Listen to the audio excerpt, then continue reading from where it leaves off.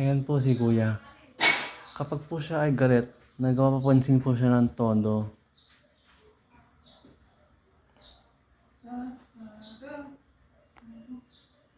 Sumisilip po.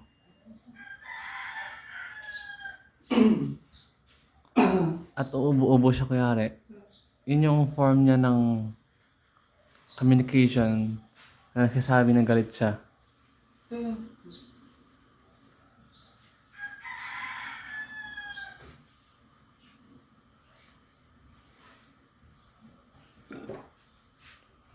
Tingnan yung ginawa niya.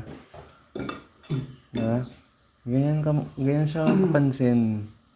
Gagawin niya lahat para mapansin ka. Ganyan siya kapag galit. Basta galit siya, wala siyang kahit sino na yun. Kahit hindi ikaw yung dahilan ng ikinagalit niya. Magkapapansin siya sa'yo. Kasi nga, ganun nga siya.